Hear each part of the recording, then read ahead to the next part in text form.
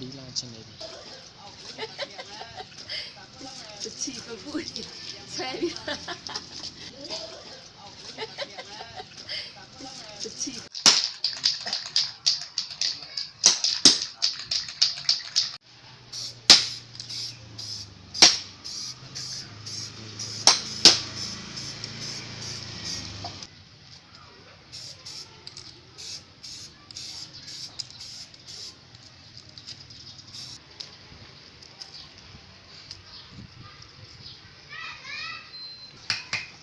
မရှိတော့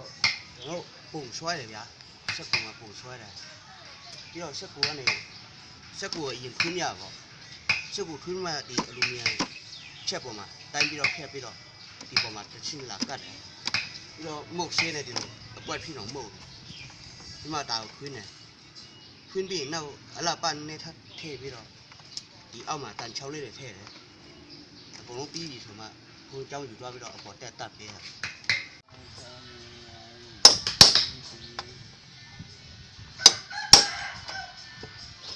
ကိုเจ้าမှာ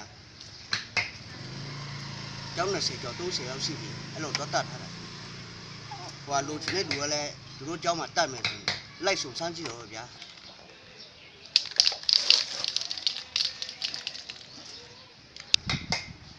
ဒီမှာရောက်လာတော့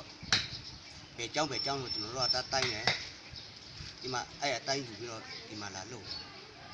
ဒီမှာအကုန်လုံးပြီးမှပဲဘုရားเจ้าမှာယူတော့တတ်တယ်ဆိုတော့ရွာเจ้าတို့ဘာလို့ဆိုတော့အဲ့မှာတော့အိတ်သွားစားပြီးတော့အဲ့မှာအဲ့နေရာမှာပဲတော့လုံတယ်ဘုရားเจ้าမှာပဲတော့လုံလိုမြစ်တွင်းဆိုတော့ကိုယ်အိမ်မှာကိုလုံပြီးတော့တတ်တယ်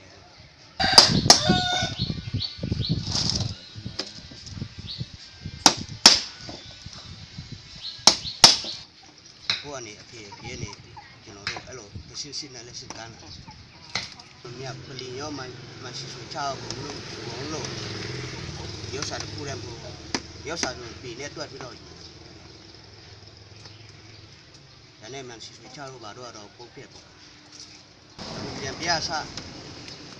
လက်ခတ်ဆိုအပြီးရှိပေါ့အကြောင်းပေါ်ရောက်တဲ့အထိအပြေကိုမှတ်တော့